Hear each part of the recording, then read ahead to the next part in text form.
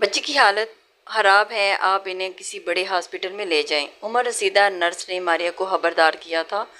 वो दौड़ी दौड़ी रिसेप्शन पे आई। जो पैसे जमा कराए हैं वो वापसी दें। मैं अपनी मरीज़ा को दूसरे अस्पताल लेकर जा रही हूँ। बीबी, वो पैसे तो अब नहीं मिलेंगे क्योंकि हमारे हॉस्पिटल का रूल है, जो एडवांस होता है वो हम वापस नहीं देते। क्या वापसी नहीं देंगे? ये लैपटॉप उठाकर मैं ज़मीन पर दे मारूंगी। सारे पैसे वापस दें। पूरे 20,000 रुपये जमा कराए थे मैंने रिसेप्शन पे। मारिया गुस्से से चिल्लाने लगी। रिसेप्शन पे खड़ी लड़की ने उसे गुस्से से देखा और कहने लगी, क्या आप पहली बार हॉस्पिटल आई हैं? ये हर हॉस्पिटल का रूल है कि वो पैसे रेफंड नहीं होते और अपनी मरीज़ा को यहाँ से लेकर जा सकती हैं। मैं पर्चा बना देती हूँ। अगर मेरे पैसे वापस ना किए तो मैं हंगामा कर दूंगी। जल्दी वापस दें। Shame on you. एक मरीज़ अपनी ज़िंदगी और मौत की जंग लड़ रहा है और आपके पास सहूलियात ही नहीं, ऊपर से कहते हैं कि पैसे वापस नहीं देंगी। मारिया ने चीखो पुकार करना शुरू कर दी। ज़रा ही फासले पर खड़े जहां लगारी शाह ने पलट कर उस लड़की को देखा। वो आज इस हॉस्पिटल में डोनेशन देने आया था। वो हैरान था कि आखिर मसला क्या है। तभी 2 कदम चलता हुआ ये आकर खड़ा हो गया। रिसेप्शन पे खड़ी लड़की थोड़ी डर गई थी। इतना बड़ा बिजनेस टाइकून था जो हर माह इस हॉस्पिटल में अच्छा खासा डोनेशन जमा करवाता था। वो आज इस हंगामे पर हैरान था। क्या हुआ लड़की, क्या मसला है? तुम्हारे साथ क्यों चीख रही हो? देखें सर, मेरी फ्रेंड है, इसके यहाँ बच्चा होने वाला है। पहले तो 9 महीने तक इनके हॉस्पिटल की लेडी डॉक्टर इनका चेकअप करती रही और अब जबकि डिलीवरी होने वाली है तो इनकी हालत बहुत ही खतरे में है। तो ये कह रहे हैं कि हम इन्हें किसी दूसरे अस्पताल में लेकर जाएं, जबकि ये हमारे लिए हमारे जमा किए हुए पैसे भी वापस नहीं कर रहे। मैं जानती हूँ कि इसने कैसे एक पाई जमा की थी अपनी डिलीवरी के लिए। मारिया जहान शाह को सारी सूरत हाल बता रही थी। तभी जहान ने रिसेप्शन के पे खड़ी लड़की को वो घूर कर देखा था और अपने साथ खड़े अस्पताल के चेयरमैन को भी, जो बड़ी डिठाई से वहाँ पर मौजूद था। अगर आपका हॉस्पिटल ये रूल है तो आइंदा मैं कभी अपना डोनेशन यहाँ पर नहीं भेजूंगा। मिस्टर नोमान, अभी और इस वक्त इस लड़की के पैसे वापस कीजिए जो इन्होंने जमा करवाए थे। हॉस्पिटल का चेयरमैन उस लड़की की जानिब देख रहा था और वो इतना बड़ा खतरा मोल नहीं ले सकता था। जहां शाह के एक इशारे पर अस्पताल का अमला फौरन ही हरकत में आया था। मारिया को 20,000 की रकम उसने उसके हाथ में थमाई थी, जिसे लेकर वह फौरन ही दौड़ी थी और उसे अपनी फ्रेंड रामीन की ज़िंदगी अजीज़ थी, जो दर्द से तड़प रही थी और दूसरे अस्पताल में ले जाने के लिए ज़रूरी था। उनके हाथ में कुछ रकम होती। जहां शाह ने एक गहरी सांस ली और फिर बाहर कदम बढ़ा दिए और उनका दिल बुरी तरह ख़राब हो गया था कि कैसे अस्पताल वाले गरीब मरीजों को लूट रहे हैं। तभी उसका फ़ोन बजने लगा। अभी वो फ़ोन कान के साथ लगाकर हेलो कहने वाला था कि अचानक उसकी नज़र स्ट्रेचर पर लेटे वजूद पर पड़ी थी। वो लड़की बुरी तरह दर्द से तड़प रही थी और उसकी रंग पीली जर्द हुई थी, लेकिन वो ये चेहरा लाखों में भी पहचान सकता था। उसे ऐसे लगा जैसे अचानक ही उसकी जान हथेली में आ गई हो। वो लड़की जिसकी तलाश में उसने सड़कों की हाँक छानी थी, कितनी मिन्नतें दुआएं की थी, लेकिन आज वो स्ट्रेचर पर पड़ी हुई मिलेगी, वो भी इस कदर बुरी हालत में जब उसकी कंडीशन ख़राब थी। पहले तो उसे वहम हुआ था कि ये वो लड़की है, लेकिन जब उसकी सहेली मारिया ने उसका नाम लिया तो उसे उसके पांव तले से ज़मीन ही निकल गई थी। रामीन, हिम्मत रखो, हौसला करो, बस हम थोड़ी ही देर में हॉस्पिटल पहुंच जाएंगे, फिर तुम्हारी सारी तकलीफ सारे दर्द ख़त्म हो जाएंगे। वो अपनी सहेली के सर पर हाथ फेरते हुए तसल्ली देते हुए आगे की तरफ बढ़ रही थी, जबकि रामीन की खराब हालत के पेश नज़र उसे एम्बुलेंस में मुंतकिल किया जा रहा था। वो पागलों की तरह भागा था और उस दर्द ज़दा से तड़पती लड़की को अपने बाजू में उठा लिया और वो फौरन ही अपनी गाड़ी की तरफ भागा था। उसने मारिया को भी गाड़ी में बैठने का इशारा किया, जबकि मारिया चिल्ला रही थी, सर जी क्या कर रही हैं आप? कहाँ ले जा रहे हैं मेरी फ्रेंड को? तुम्हारी फ्रेंड मेरी जान है, मेरी ज़िंदगी। आज अगर इसे कुछ हुआ तो हो गया तो मैं भी कभी अपने आप को मार दूंगा। मैं अपने आप को कभी माफ़ नहीं कर सकूंगा। वो रश अंदाज में गाड़ी को सड़कों पर दौड़ा रहा था। मारिया हैरान थी, जबकि रमीन बेहोश थी। उसे कुछ होश नहीं था कि वो वहाँ पर है। तकलीफ ही इस कदर थी और अपने आप को बहुत ही अजियत में महसूस कर रही थी, लेकिन तकलीफ को दबाए अभी भी उसने अपनी चीखों का गला घोंट रखा था। वो खुलकर अपनी आवाज़ भी नहीं निकाल पा रही थी, वो इस कदर तकलीफ में थी। उसे खुद बेहोश नहीं था, लेकिन रामी उस मारिया अपनी दोस्त की तकलीफ को महसूस कर रही थी। सिर्फ 10 मिनट बाद ही गाड़ी शहर के सबसे महंगे हॉस्पिटल के सामने रुकी थी, जहां लगारी को देखकर अस्पताल का अमला फौरन ही हरकत में आया था। डॉक्टर, एमरजेंसी है, वो पागलों की तरह चिल्लाया था। अमले ने फौरन ही रामीन को ऑपरेशन थिएटर में पहुंचा दिया था, क्योंकि उसकी हालत कुछ ज़्यादा ही खराब हो गई थी। मारिया हैरत से इस लंबे चौड़े मर्द को देख रही थी जो बच्चों की तरह फूट फूट कर रो रहा था। डॉक्टर कुछ भी करें, इसने आपने इसे बचाना है। ज़मीन आसमान एक करते हैं, लेकिन मेरी बीवी को कुछ नहीं होना चाहिए। मारिया की आंखें हैरत से फट पड़ी थी। बीवी? तो क्या ये रामीन का शोहर है? वो हैरत से जहान को देखे जा रही थी और उसके अंदाज में बड़ी बेकरारी थी। वो हैरत से सोच रही थी कि क्या रामीन तो कहती थी कि उसका शोहर नहीं है, वो बस अगरचे जहां के सामने वो भी कभी आ गई तो उसे बेइज्जत करेगा, धुतकार देगा। लेकिन ये तो इसकी ज़िंदगी दुआएं मांग रहा था, बच्चों की तरह रो रहा था। आखिर जी सारा क्या मामला है? वो भी रामीन की ज़िंदगी की दुआएं कर रही थी। चंद लम्हे बाद ही जहान का फ़ोन बजा था। वो मिल गई है मामा, लेकिन उसकी कंडीशन ठीक नहीं है, बहुत बुरी हालत है। बस अब दुआ करें मेरी रामीन को कुछ ना हो। वो फ़ोन पर किसी को बता रहा था, शायद उसकी वालदा की थी का। मारिया ने एक गहरी सांस ली थी, तभी ऑपरेशन थिएटर से डॉक्टर बाहर आए। मिस्टर जहान, आपकी वाइफ की हालत ठीक नहीं, बीपी एकदम शूट कर गया है। हम माँ या बच्चे में से सिर्फ एक ही होगी बचा पाएंगे। आप पेपर पर साइन कर दें। मेरी वाइफ को बचाने की कोशिश करें। डॉक्टर, उसे कुछ नहीं होना चाहिए। उसने फ़ौरन कागजात पर साइन कर दिए थे। मारिया का दिल डूब कर उभरा था। या खुदारा, रामीन और उसके बच्चे को ज़िंदगी देना, दोनों की हिफाजत करना। उसने दुआ मांग कर दोनों हाथ चेहरे पर फेरे थे और फिर मुलामत बुरी नज़रों से जहान को देखते हुए कहने लगी थी कि यह रामीन ये कैसे कह सकती है कि वो उसे धुतकार देगा? अगर इसकी इतनी फ़िक्र, इतनी ही मोहब्बत करते थे तो क्यों उसे अरसा तक उसे इतनी अजियत, इतनी तकलीफ़ दी कि आज वो इस हालत तक पहुंच गई। जहान खामोश थे। गुजरे दिनों की अजियत एक बार फिर उसकी आंखों में दर्द बनकर बह रही थी। थोड़ी ही देर बाद मम्मा, जिया, दादो, डैडी सब अस्पताल पहुंच गए थे। कैसी है रामीन? वो ठीक तो है ना? मम्मा, वो हामला थी। कैसे गुजारे होंगे उसने ये दिन अकेले, कितनी अजियत उठाई होगी। अभी भी वो तकलीफ में है, उसकी कंडीशन ठीक नहीं। वो माँ के गले लाकर बच्चों की तरह रो रहा था। दादो और मम्मा उसकी ज़िंदगी की दुआ कर रही थी और खुद जिया भी भाई को परेशान हालत में देखकर रो रही थी। मारिया हैरान थी कि रामीन के लिए इन सब की इतनी मोहब्बत पर। कल तक जो लड़की अपनी डिलीवरी के लिए एक एक पाई जमा कर रही थी, और आज शाह खानदान जो उसका इस शहर का सबसे बड़ा रईस था, और अमीन पर पानी की तरह पैसे बहा रहा था। शहर के बड़े डॉक्टर उसका ऑपरेशन कर रहे थे। फिर 1 घंटे के बाद ऑपरेशन थिएटर का दरवाज़ा खुला था। मुबारक हो मिस्टर जहान शाह, आपके यहाँ बेटे की पैदाइश हुई है, लेकिन आपके मिसिस की हालत अभी भी खतरे में है। उन्हें इंतहाई निगहदाश्त में रखा गया है।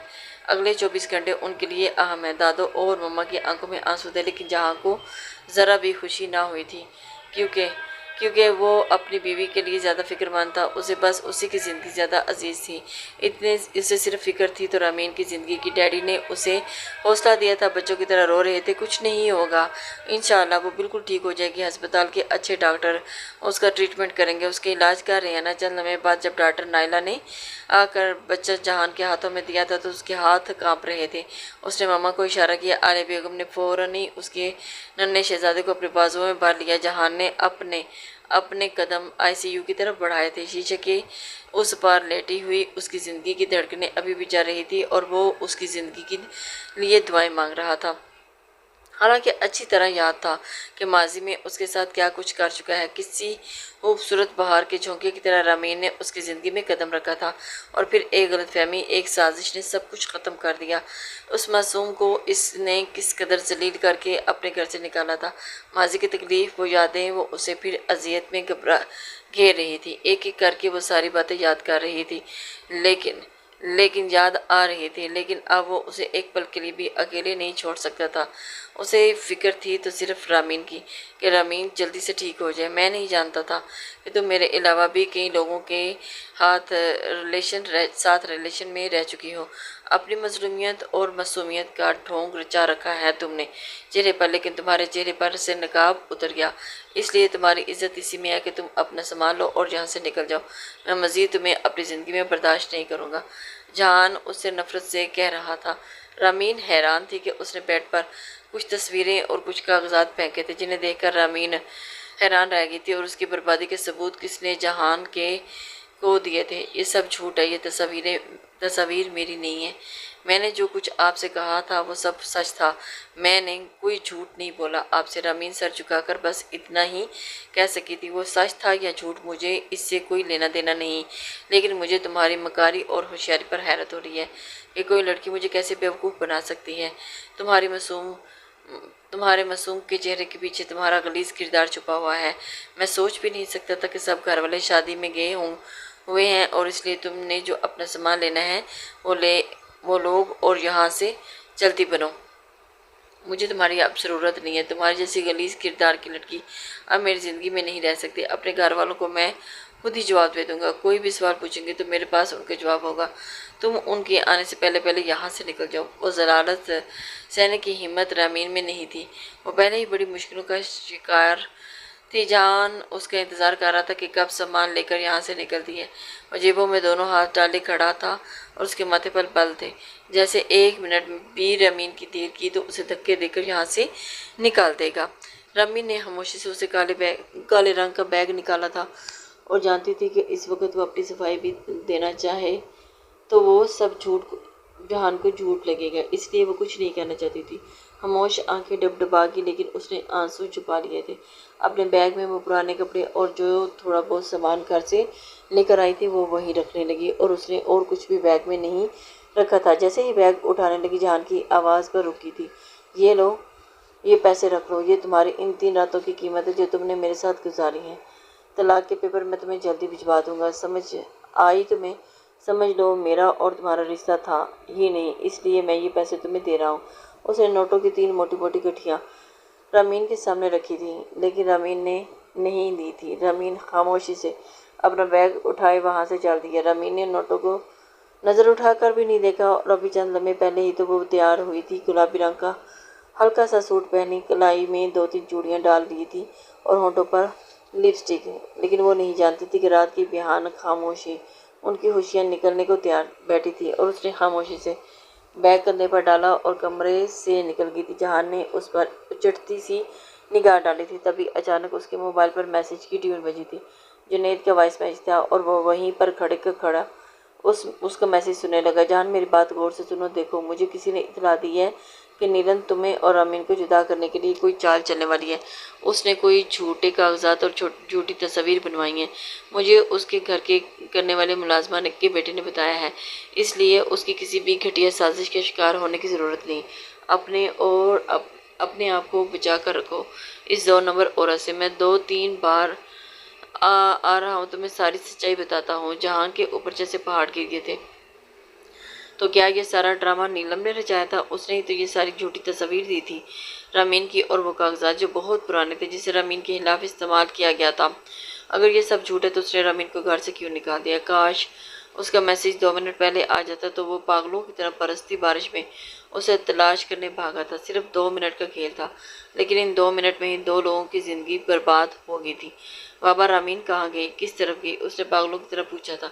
चौकीदार बाबा परेशान सा होकर कहने लगा, वो तो दाएं तरफ को गई थी। जहां साहब, बरसती बारिश में उसे कोई होश न था। बस वो रमीन को तलाश करना चाहता था, जैसे अंधेरे में जाकर गायब सी हो गई हो। न जाने वो कहाँ चलेगी और अब वो दोबारा उसे मिलेगी भी या नहीं। दोनों हाथों में सर थामे बारिश में खड़ा वो आंसू बहा रहा था। लेकिन अब क्या फ़ायदा? किसी की इतनी भी तजलील, इतने अल्फाज सख्त इस्तेमाल नहीं करने चाहिए जो कि दोबारा से आप ऐसे अल्फाज समेट न सकें। 1 माह पहले जहाँ गाड़ी में बैठे जुनैद का इंतज़ार कर रहा था, वो सामने रेस्टोरेंट से खाना पैक करवा कर ला रहा था, क्योंकि दोनों को ही भूख लग रही थी और शहर के एक बिजनेस मीटिंग के सिलसिले में आए थे। यहाँ पर जहान ने एक फ्लैट खरीद रखा था, क्योंकि अक्सर इस शहर में उन दोनों का आना जाना लगा रहता था। वो जब भी आते इसी फ्लैट में रुकते। मीटिंग से फारिग होकर अब उन्हें सीधा फ्लैट पर जाना था। उसे कोफ्त हो रही थी। जुनैद ने आधा घंटा लगा दिया वक्त गुजारे के लिए। वो मोबाइल देखने लगा, लेकिन अचानक ही कोई गाड़ी के शीशे पर आ चुका था। मेरी मदद करें खुदा के लिए, मुझे छुपा लें इस गाड़ी में, वरना वो मुझे अपने साथ ले जाएंगे। ये कहते के साथ ही उसने ज़बरदस्ती गाड़ी की पिछली सीट का शीशा भी खोल लिया था और काले रंग के स्याह दुपट्टे में लिपटी वो पिछली सीट पर छुप गई थी। जहाँ हैरान था कि आखिर ये लड़की कौन है और क्यों इतना रो रही है। वो बहुत डरी हुई और खौफजदा लग रही थी। बाकायदा उसका जिस्म कांप रहा था। वह मुकम्मल तौर पर गाड़ी की पिछली सीटों में छुपकर बैठ गई थी। जबकि जहान गाड़ी का दरवाज़ा खोलकर बाहर निकला था, तभी उसकी नज़र ज़रा से फासले पर खड़े दो आदमियों पर पड़ी थी। शक्ल सूरत से ही दोनों ही गुंडे लग रहे थे। सबसे ज़्यादा चौंका देने वाली बात यह थी कि उन दोनों के हाथों में पिस्टल थी और वो दोनों मुतलाशी निगाहों से इधर उधर देख रहे थे, जैसे कि किसी को तलाश कर रहे हो। जहान को सारी कहानी समझ आने लगी। चंद ही लम्हे के बाद दोनों हाथों में पिस्टल छुपाए एक आदमी उसके करीब आया। क्या आपने एक लड़की को देखा है? काले रंग के कपड़े पहने हुए हैं और उस तरफ से ही गुजर कर गई है। वो आदमी बेचैनी से जहान से पूछ रहा था। जहान ने अपनी तीखी नजरें उस पर गाड़ी थी। अव्वल तो ये पब्लिक प्लेस है, प्लेस में यूं पिस्टल लेकर खड़े होना बहुत बड़ा जुर्म है। मिस्टर, होलिये से आपको गुंडे लग रहे हैं। लगता है कि किसी लड़की को अगवा करने का इरादा है आपका। जहान की तेज लहजे पर वो आदमी सटपटा कर रह गया था। तकरीबन 15-20 मिनट बाद ही वो दोनों यहाँ से गायब हो चुके थे। लड़की खौफ के मारे अभी तक गाड़ी की पिछली सीटों में ही छुप कर बैठी हुई थी।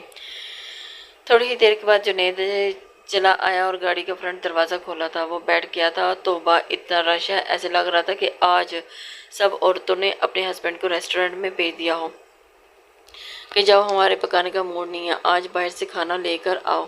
भाई, मेरी तो बारी ही नहीं आ रही थी, जुनैद मुंह बनाकर कह रहा था, जबकि जहान भी गाड़ी स्टार्ट कर चुका था। वो कुछ खामोश था। जहान ने गाड़ी चलाना शुरू कर दी। लड़की अभी तक वहीं पर चुप कर बैठी हुई थी। जैसे ही गाड़ी स्टार्ट हुई, वो भी पिछली सीट पर बैठ चुकी थी। तभी जुनैद की निगाह शीशे से उस लड़की पर पड़ी थी और एकदम ही उसकी मुंह से चीख निकली थी, चुड़ैल चुड़ैल। जहान, गाड़ी रोको, हमारी गाड़ी में चुड़ैल है। वह साफ डरने की एक्टिंग कर रहा था। शट अप, ये चुड़ैल नहीं है बल्कि एक लड़की है, जीती जागती लड़की। उसका मजाक उड़ाते जहान बड़े आराम से कह रहा था। जुनैद एकदम ही पलटा था। काले दुपट्टे में चेहरा छुपाए वो लड़की पीछे बैठी बहुत घबराई हुई लग रही थी। मोहतरमा, आपको कहाँ जाना है मुझे बताएं। एड्रेस में आपको आपके घर के सामने उतार देता हूँ। वैसे भी आधी रात का यूं सड़कों पर घूमना फिरना लड़कियों को जेब नहीं देता। तभी तो आप लोग ऐसी मुश्किल सूरत हालत में गिरफ्तार होती हैं। आपके जहां से इस सख्ती से कह रहा था। जुनैद भी हैरान था कि आखिर ये लड़की कहाँ से आई गाड़ी में, और जहान ने अपनी गाड़ी में क्यों बिठाया है। आपका एहसान है मुझ पर, आपने मुझे उन दरिंदों से बचा लिया। अब मुझ पर एक मेहरबानी और कर दे, मुझे किसी वुमेन्स शेल्टर होम या फिर किसी दारुल अमान में छोड़ दें। आपका बहुत बड़ा एहसान होगा। अगर मैं घर गई तो वो लोग फिर से आ जाएंगे। वो लड़की भराई हुई आवाज़ में कह रही थी। जहान खामोश था। जुनैद हैरान था। क्या हर मामला क्या है? फिर उसने अपने लब पींच लिया और ये मामला लग रहा था गाड़ी में हल नहीं होगा, लेकिन फ्लैट में दोनों अकेले रहते थे। क्या इसे वो अपने साथ लेकर जाएं? थोड़ी देर के बाद गाड़ी में वो फ्लैट पर आ चुके थे। वो लड़की भी उनके साथ ही थी और इस नई जगह को देखकर वो परेशान सी लग रही थी। क्या यहाँ पर है वो दारुल अमान जिसमें आप मुझे छोड़ देंगे? वो बड़ी आज से पूछ रही थी। जी नहीं, ये कोई दारुल अमान नहीं बल्कि हमारा घर है।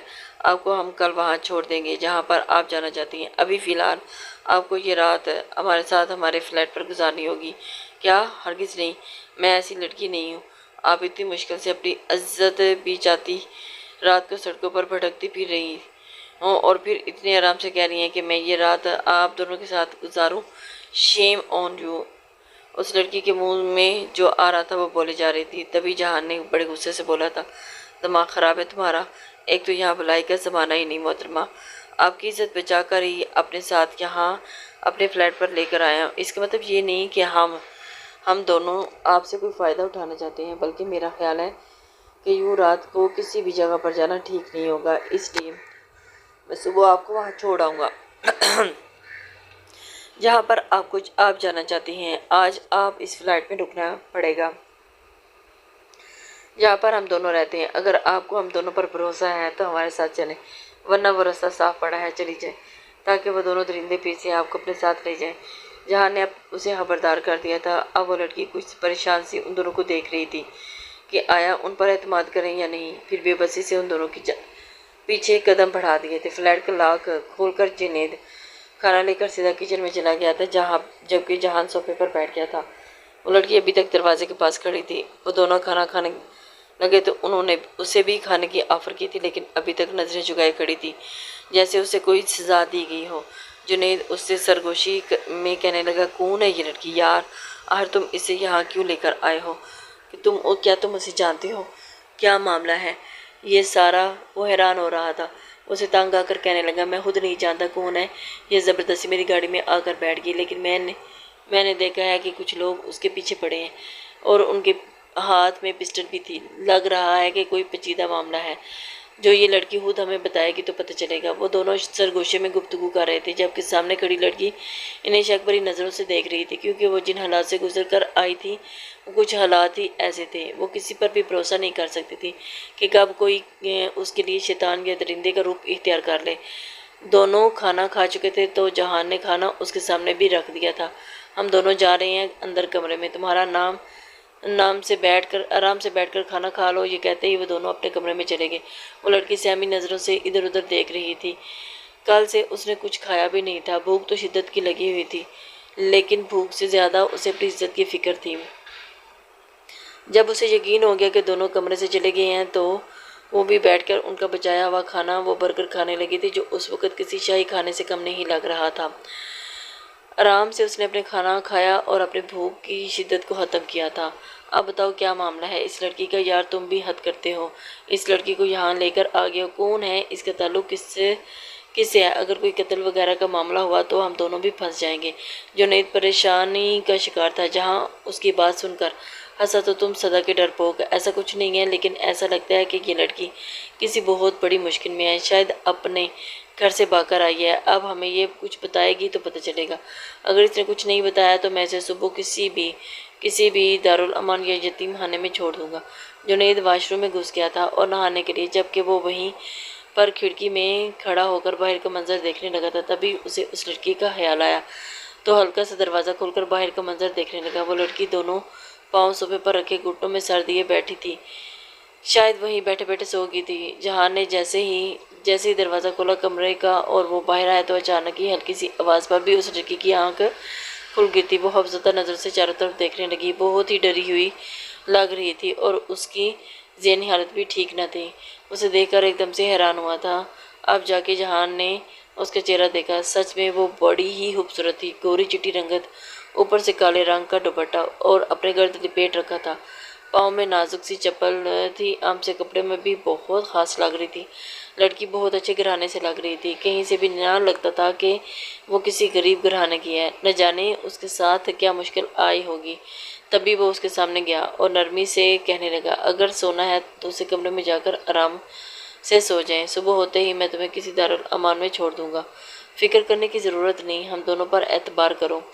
और जिस तरह भरोसे करके हमारी गाड़ी में बैठकर यहाँ तक आई हो, इसी तरह रात भी गुजर जाएगी और सुबह आराम से तुम्हें मैं तुम्हारी गई हुई जगह पर छोड़ दूंगा। जहान उसे तसल्ली दे रहा था और नरमी से कह रहा था। वो हैरान था कि खुद पर कैसे उसने इससे बात करते हुए उसके लहजे में इतनी नरमी आ गई थी। नहीं नहीं, मैं यहीं पर ठीक हूँ, बस रात ही तो गुजारनी है, गुजर जाएगी। ये रात आप कमरे में जाकर सो जाएं, मैं यहीं पर ठीक हूँ। उसकी आवाज़ बड़ी धीमी और पुरकशिश थी। तभी वो नरमी से कहने लगा, अच्छा वो लोग कौन थे तुम्हारे पीछे पड़े हुए थे? उनके हाथ में पिस्टल भी थी। क्या कोई कत्ल का मामला है? जहान के मुंह पर यह बात सुनते ही उसने की आंखें फटी फटी रह गई। वो नादरा भाई के आदमी थे। वो मुझसे अपने साथ ज़बरदस्ती लेकर जाना चाहते थे क्योंकि मेरा सौदा हो चुका था, लेकिन मैं किसी कीमत पर भी अपनी इज्जत का सौदा नहीं करूँगी। उसकी आंखों में आंसू थे। कौन नादरा भाई? और तुम्हारा सौदा किसने किया था? वो हैरान था। मेरे सौतेले भाई ने। अभी चंद दिन पहले ही डैडी का इंतकाल हो गया था और उसने धोखे से सारी जायदाद धमकी देने लगा था कि मैं ज़बरदस्ती सारे कागजात पर साइन करके डैडी की दौलत उसके नाम कर दूं, लेकिन मैंने ऐसा नहीं किया और उसने मुझे 3 दिन तक कमरे में बंद रखा था। और फिर चौथे दिन वो मेरा ज़बरदस्ती निकाह करने लगा, लेकिन मैं जानती हूँ कि वो निकाह नहीं था, वो एक धोखा था। दर हकीकत वो लोग मुझे खरीदने आए थे क्योंकि मैंने उनकी बात सुननी थी और मैं मर जाऊंगी, लेकिन वहाँ वापस नहीं जाऊंगी और ना ही उन कागजात पर दस्तखत करूंगी। अब मुझे कुछ दिनों के लिए मुझे किसी शेल्टर होम में भेज दें। मैं अभी अपनी इज्जत बचाना चाहती हूँ इन दरिंदों से। जहाँ ने मासूमियत से रोती हुई उस लड़की को देखा था, जैसे उसके दिल में कुछ हुआ था और उसकी आंखों में सच्चाई थी। शिफाफ गालों पर मोतियों की लड़ी की तरह आंसू की सूरत में बह रही थी। वो सारी बात समझ गया था और अब उसे ये सारा मामला दौलत का था। हुलिये से भी कोई अमीरजादी ही लग रही थी। शिफाफ हाथ साफ सुथरा चेहरा, पहने हुए कपड़े जो आम से थे, लेकिन बहुत ही सलीके से उसने दुपट्टा सर पे लिया और जहां के दिन में अचानक ही उस अजीब सी बेचैनी ने सर उठा लिया था। इससे पहले कि वो जज्बात से कभी आशना ना हुआ था, तभी उसे कहने लगा, यहाँ बेफिक्र होकर सो जाओ, तुम्हें कोई परेशानी नहीं होगी। नहीं नहीं, मैं सो नहीं सकती, खासतौर पर जब मैं परेशान होती हूँ तो बिल्कुल भी मुझे नींद नहीं आती। और ऐसे ही बैठी रही और जहान की आंखों से भी नींद कहीं दूर जाकर सो गई थी और उसका दिल चाह रहा था कि वो पूरी रात बैठकर उस लड़की से बातें करता। आज से पहले कभी ऐसा ना हुआ था कि उसकी ज़िंदगी में आने वाली वो पहली लड़की नहीं थी, क्योंकि उसका वास्ता तो लड़कियों से ही पड़ता रहता था। कभी बिजनेस मीटिंग के सिलसिले में तो कभी किसी और मामलात में। ऑफिस में काम करने वाली हज़ारों लड़कियां थीं और फिर उन सबसे बड़ी बात उसकी बिजनेस पार्टीज नीलम चौधरी और उसके एक इशारे पर जान देने को कुर्बान हो जाती थी। और उसकी बेबाक अदाओं को देखकर जहान के जज्बात में कोई हलचल ना होती थी, बल्कि एक अजीब